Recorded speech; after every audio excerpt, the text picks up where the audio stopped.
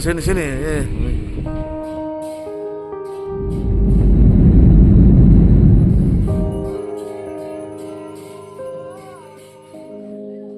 Mayam ngasi mo ay anong video ang puto na magtsare daw mayam ngasi gi video sidi adum nungai bigi video na tre mayam adum nungai tabagi video ni ado memory oi huna ba thanga chaba gi video ni mayam ngasi se megi tang pun tre ne ko ado akoi papa bai gi da base sahi ama phana mai basoro se tawura ba ado mayam magi gaura dharma chappa kangu singi akoi gi sira matungda asti thamobudo adugi do basoro loira matungda thada nei dana ko mayam ado huji thada bigi matam jaure ba jaure ando mayam darana masije laifam da puraga thada bu chakane na tawri aba ko mayam ado tang kun mapan da chaktui ba ado hoji magi pubagi ne mana chatpagi numinini mamangda asti se akoi jatra tawri ba ko adugi khara akoi gi ahansing adi mai mamana sing akoi ga kai to no chaksa ba do adugi video mache khak mayam memory hona ba thanga chage ado mayam jingna ji aba ko ado khangde ai khoi di ambo papa gi se jaw phangre ba sorata jawruba matungda ko ngasi ba amagi program mo jaw phangre mayam ado na tha taruki da mo mapaga phangnaru re aba ko ado mo badi jawre tha taruki duga ado ba sol da mo pa su jaw ngamdre ai su jaw ngamdre aba ko ado ichanu pi atombi di jaw ya ba ko ma si bong degi mo mapton na chalaga mo mapugi thorom do mana jawru ya ba ko ma ado sini ado khaidige vision begi thorom se asigi video sidi mayam do memory oi huna ba adu mayam do masi ka hapjan jage aba ko da rana masi su video se ka ba tharak pani aba ko jingna se aba ko kamai taw ya dum nam jensi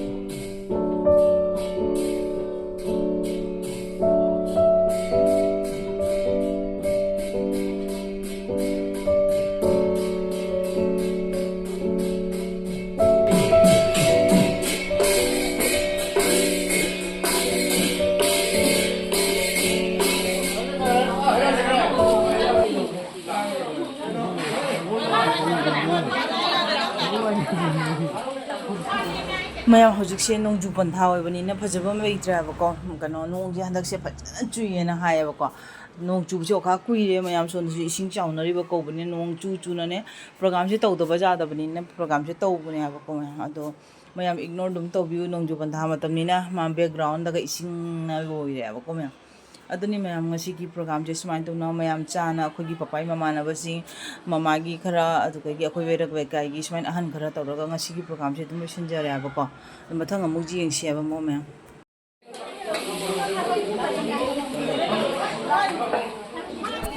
mayam ngasi je mi gi tang kun mapan ni ado ngasi somda le ising kan na chaw ra ba ko somda asam da ising yam chawnari na hai sini mayam video tharai sini aba ko ising chaw ngi sara siga nan papai program se kana tawun tang kun je ta oi da ko jatra se tawruba ko bani na mayam agi papa gi asti se pun chat ba ja dre na ko ado dara ma thon dri chatoi na te ba mi meni banga su ma ra ba ko ado chat nei chaga ga moi se train se ja dre na train se moi postpone tawra ma ra train je tha da ma ra ba ko adra moi ji train je tha dra bani na asti se pora ga moi jum da ga pa ja da ba ko ha ba pa ja de adra moi kano dagi badarpur dagi sivjar tan chakra jane ba ko no ma veira ga tan kuntra ma thoi gi moi mathak ki ne flight ta moi ticket ka amara ba ko me hando moi smai to na papa sti se puna mathak ka pai ra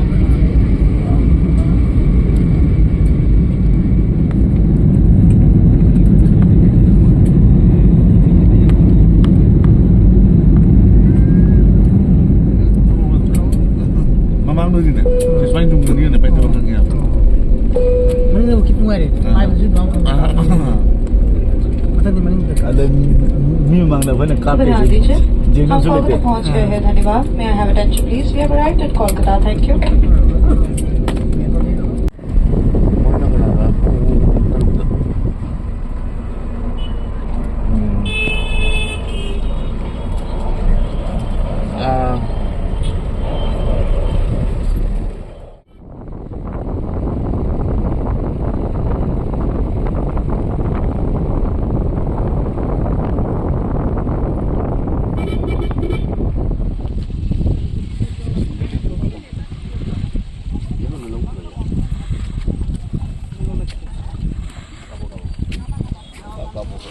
ꯁꯤ share ꯇꯧꯅꯔ ꯂꯣꯏꯔꯦ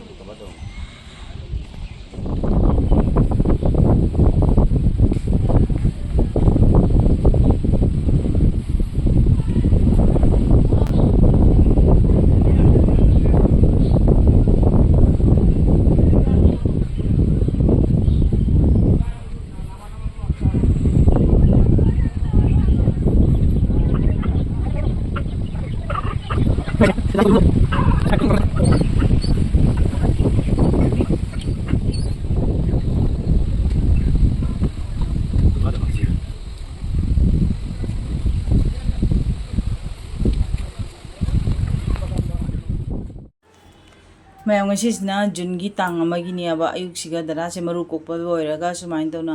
ꯑꯩꯈꯣꯏꯒꯤ ꯕ꯭ꯔꯥꯍ꯭ꯃꯣꯟꯅ ꯃꯤꯇꯩ ꯕꯥꯃꯣꯟꯅꯦꯕꯀꯣ ꯃꯤꯇꯩ ꯕꯥꯃꯣꯟꯁꯤꯅ ꯁꯣꯟ ꯈꯣꯠꯄ ꯇꯧꯕꯁꯦ ꯑꯁꯤꯁꯦ video call ꯇꯧꯔꯒ ꯑꯩꯈꯣꯏ ꯃꯃꯥ ꯍꯣꯏꯁꯨ ꯌꯥꯎꯔꯦ ꯏꯅꯥꯎꯅꯨꯄꯤ ꯌꯥꯎꯔꯦ ꯑꯩ ꯌꯥꯎꯔꯦ ꯑꯗꯩ ꯏꯄ꯭ꯋꯥ ꯈ꯭ꯋꯥꯏ ꯇꯣꯡꯕꯁꯦ ꯑꯁꯤꯁꯨ ꯌꯥꯎꯔꯦ ꯃꯌꯥꯝ ꯀꯣ ꯑꯗꯣ ꯑꯩꯈꯣꯏ ꯋꯦꯔꯤꯁꯤꯁꯨ ꯃꯐꯝ ꯑꯃꯠꯇꯗ ꯋꯦꯔꯤ ꯅꯠꯇꯦꯕ ꯇꯣꯉꯥꯟ ꯇꯣꯉꯥꯟꯕ ꯃꯐꯝꯗ ꯋꯦꯔꯤ ꯉꯥꯛꯇꯅꯦꯕꯀꯣ ꯃꯌꯥꯝ ꯑꯗꯨꯗꯨꯅ ꯑꯩꯈꯣꯏ ꯄꯨꯝꯅꯃꯛꯁꯦ ꯃꯥꯏ ꯄꯄꯥꯒꯤ ꯊꯧꯔꯝꯁꯤꯒ ꯌꯥꯎꯖꯔꯦ ꯃꯌꯥꯝ ꯉꯁꯤ ꯍꯥꯏꯕ ꯅꯨꯃꯤꯠꯁꯦꯀꯣ ꯑꯗꯣ ꯄꯄꯥꯁꯨ ꯀꯩꯅꯣꯒꯤ ꯃꯄꯨꯒꯤ ꯈꯨꯌꯥꯗꯅꯦꯀꯣ ꯏꯪꯅ ꯆꯤꯛꯅ ꯅꯨꯡꯉꯥꯏꯅ ꯂꯩꯕꯁꯤ ꯑꯣꯏꯔꯨꯁꯅꯨ ꯍꯥꯏꯕꯀꯣ ꯑꯗꯩ ꯑꯩꯈꯣꯏꯁꯨ ꯅꯥ ꯌꯦꯛꯇꯅ ꯅꯨꯡꯉꯥꯏ ꯌꯦꯛꯄꯅ ꯂꯩꯕ ꯍꯥꯏꯗꯅ ꯁꯨꯃꯥꯏꯅ ꯇꯧꯅ ꯈꯨꯔꯝꯖꯔꯦ ꯃꯌꯥꯝ ꯀꯣ ꯑꯗ ꯑꯩꯈꯣꯏ ꯃꯔꯤꯃꯛꯁꯨ ꯌꯥꯎꯕ ꯐꯪꯉꯦꯕ ꯑꯩꯈꯣꯏ ꯄꯨꯝꯅꯃꯛ ꯏꯅꯥꯎꯅꯨꯄꯤ ꯑꯩ ꯏꯄ꯭ꯋꯥ ꯄꯨꯝꯅꯃꯛꯁꯨ ꯌꯥꯎꯕ ꯐꯪꯉꯦꯕ